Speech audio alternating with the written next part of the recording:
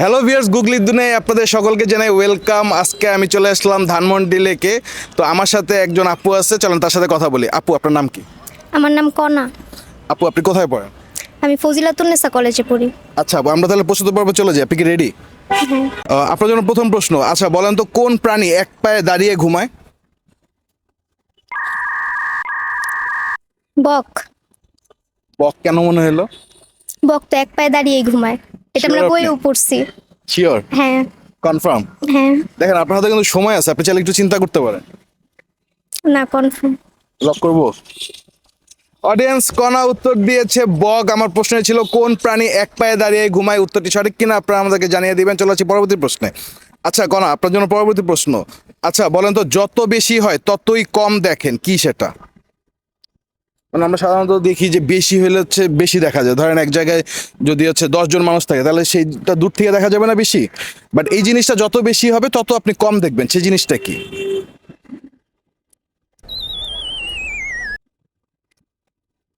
আপনি চাইলে হিন্স নিতে পারেন। বলেন। হিন্স দিব।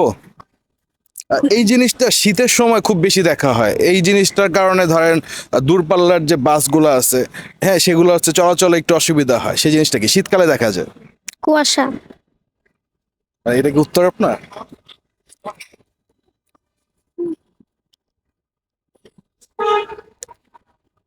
কুয়াশাই তো হওয়ার কথা। আপনি কি বলতে পারবেন যে কুয়াশাটা কেন উত্তর মনে হইলো?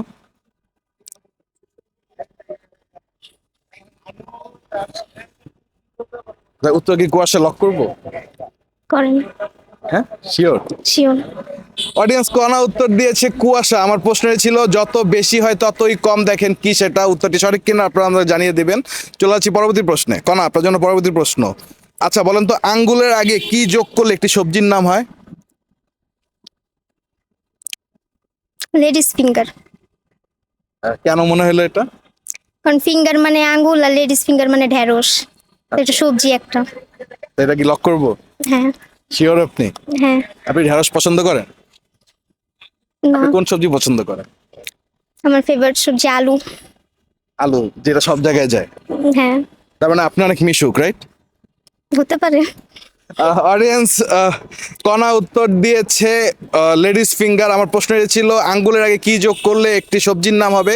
উত্তরটি সঠিক কিনা আপনারা আমাদেরকে জানিয়ে দিবেন। চলে যাচ্ছি পরবর্তী প্রশ্নে। আচ্ছা কণা, বলেন তো, কোন জিনিস মধুর থেকেও মিষ্টি, নিমের থেকেও তেতো, আবার তেঁতুলের থেকেও টক? এমন একটা জিনিস আছে যে, আবার একটু বলেন। মানে কোন জিনিস মধুর থেকেও মিষ্টি, আহ, তেঁতুলের থেকেও টক, আর নিমের থেকেও তেতো, মানে তিতা তিনটা একসাথে কিভাবে হয়? হয়। বা তিনটা একই সময় হবে না, আলাদা আলাদা সময় হয়, বাট একটা জিনিসই হয়। সাধারণত আমরা জানি যে মিষ্টি খেতে মিষ্টির মতোই লাগে, করলা খেতে তিতা তিতাই লাগে, আবার তেঁতুল টকই লাগে সব সময়। বাট এমন একটা জিনিস আছে যে জিনিসটা এই তিনটা জিনিসই হয় ভিন্ন ভিন্ন সময়। আপনি চাইলে হিন্স দিতে পারি। দেন। হিন্স দিব? হ্যাঁ। এইটা হচ্ছে, ধরেন মানুষের সাথে এই জিনিসটা থাকে আর কি, মানে মানুষ রিলেটেড আর কি। কথা। কিভাবে?